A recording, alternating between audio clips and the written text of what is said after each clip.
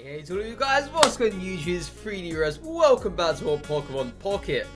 And last night in the very early hours, I competed in my first tournament, Ursiiday's Pocket Weekly. And unfortunately, I didn't see it all the way through, because I actually fell asleep before my final match. So my opponent actually got very lucky there. But it was just so much fun, it really was. And I'm going to talk you guys through it today. Unfortunately, I don't have any gameplay to show you lot, so you're going to have to completely visualize. But I'm sure you're good at doing that anyway. And as you can see here, we finished 40th out of 130. So I needed to complain about that. And we will run in the Pidgeot and the Gengar combo. Now, if you guys haven't seen this already on the stream, which was earlier this week, I will be bringing out a deck video next Tuesday. So look forward to that. But this is an absolutely fun deck, and it actually did give me some insight into what kind of matchups it really suffers against, and just how in general it can be better. But like I say, I will be talking you guys through these matches bit by bit. So we're going to start off first of all with our first match against Quebra Moses. I apologize, I probably butchered your name there. My fault. But we lost this 0-2, and you can probably guess what this was against. I'll let you guys take 1 second to guess. Time's up. It was indeed against a Mewtwo deck. Now, the really awkward part about this is that with this deck, the Pidgeot and Gengar deck we were running, if you don't go second against a Mewtwo deck, you've already lost. There is, of course, the hope that your opponent doesn't get enough energy, they don't get their Gardevoir online in time. But ultimately, you really need to be getting your Gengar, your Pidgeot, whatever it is, and you need to start chipping away. That is what you really need to do. You need to chip, chip, chip. Try and bring in the Gardevoirs from the back line. Try and bring in the Roots, the Curlies, whatever it is. And you just need to make their life a living hell. But unfortunately, I was unable to do that in both of the matches that I played. And it was not very good. It was looking pretty bad. Let me tell you that much, pretty bad. And on the second match, I very much remember I ruined it. So in other words, I completely just choked the whole entire match. I put an energy onto Pidgeotto when I should have put it onto Haunter. So the turn after that, I could have prepped myself for an attack with Gengar to go ahead and kill off Mewtwo, which then would have allowed us to kill off whatever is in the backlines. It was really weak. We just failed that entirely. I don't know what the third game would have been like. Absolutely no idea. But yeah, that was that. It was a very quick 0-2 as well. It wasn't at all long, maybe like 10 minutes, a little bit longer than that probably. But yeah, that was the first match. Mewtwo, as I say, you really need to go second against this deck. And you really need to hope you get good draws. And they kind of don't get their Gardevoir online early. It's as simple as that. There's really not much else to say. But you know what did interest me in this one though? Is that people now are running singles of stuff. So before, people were running double Giovanni, and now they've actually substituted double Giovanni for a red card. I have noticed this a trend lately. I don't know if it's because the Pride tournament that went on last weekend. People are now realizing that red card is suddenly really good. I mean, it's always been really good, but you just need to play it in the correct time. But I think now people are substituting stuff for the red card. It's getting kind of wild out there, okay? I'm getting all of my cards taken away from me because of this bloody red card. It's getting kind of wild. But a second match went on, and we actually won this match. So, as you can clearly see here, we lost the first game, but we clawed it back against Futty Clam. Very cool name there. But yes, this was their deck. It was the Blaine deck. The moment I saw this deck, I was just, oh my god, we are going to go 0-2 again, aren't we? But thankfully, we actually got ourselves a lucky draw in the second and third game. So what I mean by this is we went twice in both of those games. And they couldn't get their Ninetales online in either one of those games. So we were very lucky there. And we were driving off constantly with Pidgeot. It was a fun time. Absolute fun time. But the moment they get a Ninetales online, that's it. It's seemingly game over from that point. Because obviously Ninetales is 90 attack. And whatever you have really cannot survive. So Pidgeotto's gonna die, Haunter's gonna die, Gengar's gonna get a real big chunk taken out of it. You gotta be careful here. But this deck in general is very oppressive, obviously with Blaine. And they are running double Blaine, so it was a little bit more scary for me. But thankfully I didn't get any Blaine in the second game. And in the third game they had one Blaine. But it was just for the Magmar. And the Magmar actually KO'd the Pidgeotto. And I had Pidgeot in hand, which sucked, because now that's completely gone. So we then had to obviously rely on Gengar, and therefore just hoping they slipped up. And as I say, they didn't get any Ninetales online on the second or third game. So that's how we won that. But yes, this is a very popular deck now. It is ever increasing in popularity. I've been seeing it more and more often. It's very good. Very good. Very aggressive. It's just interesting now that people are realizing that cards such as Magmar and Ninetales are actually good. Then again, it always had been good with Blaine, but people just hadn't been seeing this up until last week's tournament of the weekend. You know, tournaments really do bring out these cool decks, and I like that. I really do. So the third match, we went on to win yet again against Zlatan. Yes, this person was a Brazilian. This was a very, very fun match. So the second game... Oh, they were running Pikachu EX as well, by the way. So the second game actually was over within 3 turns. So if you guys haven't seen my streams, or if you've never witnessed the absolute decimation that is Pikachu EX, then let me talk you through it step by step. So I had a Pidgey, they had a Pikachu EX, and they had a normal Zapdos. I was like, okay, it's a normal Zapdos. It obviously takes 3 energy to come online. That's not bad, right? Run. It doesn't matter what you've got on the bench. Obviously, Pikachu is going to benefit no matter what, as long as it's electric. So yes, they had the Zapdos on the active spot. Then they had Pikachu on the bench. They then retreated into Pikachu. And then they went ahead and put Voltorb and another Zapdos on the bench. If not insult to injury at that point. And then my poor Pidgey got absolutely obliterated. That was game 2. So the problem with the Gengar and Pidgeot deck, I would say, is that sometimes you don't draw into what you really need. And by that, I mean you don't draw into pre-evolutions. You keep drawing into evolutions. And it sucks because you can't play them. And when it comes to situations like this, you're screwed. You are actually screwed. But it was unfortunate because we had a very good first game. And I was like, oh, I'm actually on a good little high here. I obviously won the previous match. Now we're going in again. And this is electric. It literally counters half of our deck. So I was like, okay, it's looking good. Second game, straight down. Straight down. And in the third game, well, I'm going to have to literally talk you guys through this third game, okay? So I had online Pidgeot and Gengar pretty early on. They had a stacked bench. They had, obviously, their Zapdos there. They had their Pikachu on the bench. They had their Pikachu in the active spot. And they had an Electrode on the bench. I was ready to call it there and then. I literally was. But at the right moment, we top-decked Pidgeot.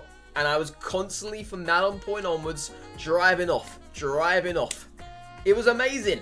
It really works. So I was chipping away their backline. Obviously, with Pikachu, doesn't deal enough damage to Gengar to kill it. So I literally had that in mind. It was constant drive off, pick away, and then Gengar dropped. Doesn't matter because we've got Pidgeot. Pidgeot came in and won the match for us. It was absolutely glorious. Does it always go like this against a Pikachu? Not always, but when it does, you gotta take the win. You seriously have to. Okay, so now this match again was a redux of the very first match. Is this the same deck? I don't even know, actually. I've got no idea. Okay, so this person was running, they were running 1 red card, and this person here was running 2 red cards. Yeah, they substituted one thing for another. But hey, it's literally identically the same deck. Double red card inside of Gardevoir decks and Mewtwo decks is not very common. Maybe this person hates going up against dark types, so they wanted to put in a red card again. But yeah, we lost this one again. The same scenario happened. I couldn't get anything going for us. Absolutely nothing. And obviously Mewtwo just murders everything. It's simple as that. We needed to get a really good start here. Didn't have it. So that sucks. We went 2-2. I didn't really need to speak more about this because we've obviously spoken about it in the first game. It translates from there to here. So moving on to the 5th game. Now, I didn't actually play this. So the 5th game, I didn't actually play. So what I mean by this is that my opponent never showed up. So I signed up. This was at 3:20 in the morning. I signed up. I waited 5 minutes. And they never showed. That was it. And this was their deck as well. I don't know if we would have had a fighting chance in this. I've got absolutely no idea. This deck is very prominent at the moment. It's usually run with Executor and Venusaur. I've only ever seen the Pidgeot and Executor combo a few times. Doesn't work as well. But obviously with the drive off, you're going to be able to get a lot going with the Executor. So the thing with Executor against our deck is a big issue, right? So I've had it now where at the beginning of the week, obviously this deck was everywhere because the tournament had just gone. The person that won the tournament won with this deck. So many people were copying this deck left, right, and center. So the thing with Executor, if you get Executor online very, very early, you can obviously do a lot of stuff. But against this deck, the problem here is that both Pidgey and Ghastly, Pidgeotto and Haunter share exactly the same health. So if Pidgey gets hit by an Executor that didn't flip a heads, it will go down to 20, much like with Ghastly. So if you evolve from either Pidgey to Ghastly, or from either Pidgey or Ghastly to either Pidgeotto or Haunter, you're going to go to 40 health. So in that way, Executor is still going to kill you. Regardless if it flips a tails or not. It's still gonna kill you. This was an absolute godsend. I really did not want to play this. I just felt like, you know what, let's go to bed right now. Let's call it a night. I should have called it a night a while ago. But now we're going to officially go to bed. But thankfully the opponent never appeared. 3-2. I called it there. I was like, you know what? Let's just call this for my first ever tournament not bad, right? It is officially 2-2, but we're going to call it 3-2 on paper. Because why the heck not? So those were my matches. And you're probably wondering what on earth did the top 16 look like? What on earth did the overall meta of the tournament look like? Well, I will talk you guys through that right now. And it's actually quite surprising, I would say. So this was the top 16 here. And as you can tell, there are definitely some massive people that have just been dominating. Most likely Ghost Mask and Kunsengd. I probably butchered that name. I do apologize. But they were running the Pikachu and the Raichu, so Lieutenant Surge. This was absolutely bonkers. absolutely bonkers. I could probably imagine. I don't obviously know what happened in these matches. I didn't see any of them, because there was no way to see that because I was in bed. But yes, I can probably imagine how these went down. And it's just great as well looking at the overall top 16 here. So you can clearly see there's a whole load of Mewtwo Gardevoirs all over the place. However, funny thing is, a lot of these did not even get a single win. So you got 4 Mewtwo Gardevoirs here, not a single win. You have 2 Charizard and Moltres, not a single win. This is what really was surprising to me, is that the whole entire top 16 was pretty much consisted of Mewtwo, Gardevoirs, and Pikachus and whatever else. You only had your 3 Charizard and Moltres here. However, we will look at the metagame and you guys will see it's a pretty big picture for the Charizard and the Moltres. But in the top 16, only 3 of them got through. And we had here 7 Mewtwo's and Gardevoirs. It's a crazy contrast. It really is. But it just goes to show what is really popular at the moment. And obviously what works well in a tournament setting, which is pretty much reflective of the ladder. It's very telltale. You're going to know what you're going to get before you even go into the matches itself and start playing. But what did surprise me though, is that there's an Articuno and a Greninja here. I would have loved, absolutely loved for this person to go on the win. I seriously would have. But it didn't happen, unfortunately. Did not happen. But then obviously you have your Marowak and Sandslash. And as you guys know, that is more, I would say it's more appealable now. It's popping up a little bit more than what it was before. Many people always disregarded Marowak because of the coin flip mechanic. But now people are literally embracing the fact that if you get this online very, very early, which can happen, you're going to have a fun time. Even if you only flip 1 hit, you're still going to be dealing 80 damage a pop. And that's going to be killing most stuff at that point in the game. But I'm surprised I didn't see any more of these here. I'm very surprised. But moving on to the bracket. So the bracket was pretty decisive. Obviously, Kusen, we're going to call him Kusen, because I can't really pronounce the whole entire name. They won against Drake. Now, Drake was actually in the tournament just gone over the weekend. I don't remember where they got. I think it was top 3. I hope it was top 3, because if it wasn't top 3, then I'm selling them too much. But it was pretty interesting, though, to see Drake here. And there was also someone else that was in the tournament just gone. Began with an A. I can't remember the name exactly. But they didn't reach the top 16, as you can tell. But yes, Kusen went all the way 2-1, 2-1, 2-0, and 2-0 in the very end. So it just goes to show that the Pikachu and Raichu deck is monstrous. It really does get crazy. We can even look at the deck here as well. We can even look at the deck. So obviously you have your Magnemite, your Magneton, your Zapdos. It's pretty much standard for a Lieutenant Surge deck. And it really doesn't surprise me this as well. And then we've got the metagame report. Now this was for the Swiss rounds, so the rounds 1 to 6. It is the appearances of every single deck and all of the Pokemons as a whole.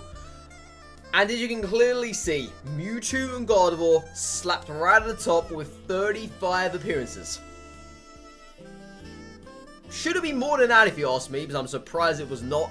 And I'm actually surprised it got over 50% win rate. I thought it'd been a little bit under than that, but it scraped the 50 win rate. And there you have your Charizard and Moltres sitting at 20, and your Pikachu and Zapdos sitting at 11. Now those are the only 3 with double digits. I was very surprised not to see Venusaur and Executor in the double digits. And the Marowak and Sandslash to be a little bit more. Especially people now know what the deck is actually capable of if you can get it online very early. But of course you've got to rely on the coin flips. Many people don't like that mechanic, but it's there. And then you also have your Articuno and Greninja, as I was talking about earlier. So 4 people were actually running this. Only 3 people did well with this. I don't know what on earth Slam was doing. 0-6. Oh, slammer jammer. But other than that, you got some very weird stuff down here. So you got Marowak and Machamp, sorry, and Sandslash, Machamp and Golbat. It really does boggle my mind what people put together, and it works because it's random. That's the crazy part about this. Alakazam, Weezing, Executor, Butterfree. I can go on forever for this. I could literally go on forever just look at this. And it does show me that there is some creativity out there. It really does, because obviously people don't like running the meta the whole entire time. They don't want to be seeing constant Mewtwo's, constant Articunos and Starmies. May I also add as well, Starmie Articuno was here. Yes, Starmie Articuno didn't even make it out of the pools. It didn't even make it into the top 16. That is how... it's not very relevant in tournament settings, I would say. It's not. There's a lot more stuff that's very consistent. I'm not saying this isn't consistent.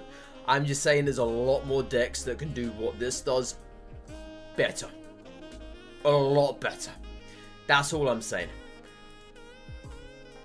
But other than that, though, it was a very fun tournament. It was very eye-opening to me as well to see how differently people play compared to the ladder, because my opponents were definitely aware of what was going on. Whereas you look at the ladder, you get some people are aware, then you get others that are just doing whatever the heck they like. But it's very cool to see this, and I'm glad I actually did stay up for it for a little bit, that is, before I went and hit the hay.